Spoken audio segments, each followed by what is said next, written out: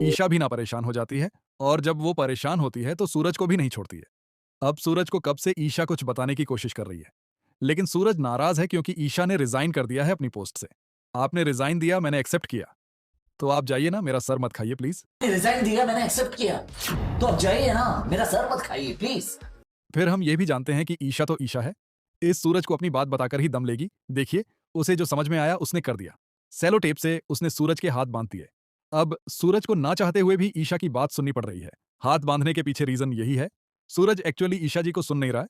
ईशा जी ने रिजाइन दे दिया है, सूरज से भी कर लिया है बहुत सारे टर्म्स कंडीशंस के बाद। एंड ईशा जी ने एक्चुअली ताइमा को मोहल्ले में देखा है ताऊ जी से बात करते हुए। तो वही एक्साइटमेंट है ईशा जी में कि वो सूरज से शेयर करना चाहती है कि एक्चुअली ऐसा क्यों हो रहा है।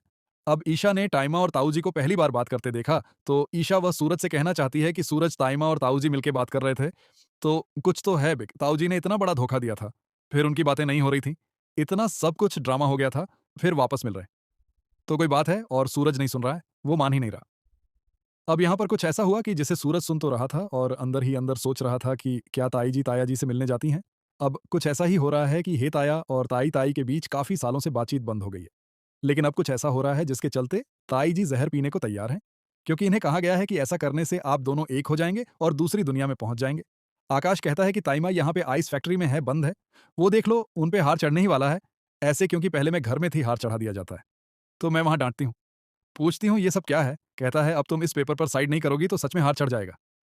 तो मैं वहां बचाने जाती हूँ, खिड़की तोड़ती हूँ, ताइमा को बहुत रोकने की कोशिश करती हूँ। अब ये सब फैलाने वाला कोई और नहीं बल्कि आकाश है। इस सूरज के खिलाफ वीडियो बना रहा है। बेसिकली ये चीज ये है कि आकाश ने फाइल केस किया है सूरज पर कि सूरज ने मेरी पत्नी को हरेस किया है ऑफिस में। उसका फायदा उठाकर मेंटली, इमोशनली और फिजिकली ऐसा केस डाला है। और आकाश चाहता है कि मैं वो केस एक्सेप्ट करके सबके सामने न्यूज में बोलूं कि हाँ, मैं इससे एग्री करती हूँ। अब ईशा के साथ आकाश कब तक ये सब करता रहेगा कि कभी ना कभी किसी ना किसी को तो ये खत्म करना पड़ेगा। तो अब वो वक्त आ गया है जब सूरज को पता चल जाए कि ईशा जी अब तक जो भी कर रही थी, वह सब आकाश के बोलने पर कर रही थी।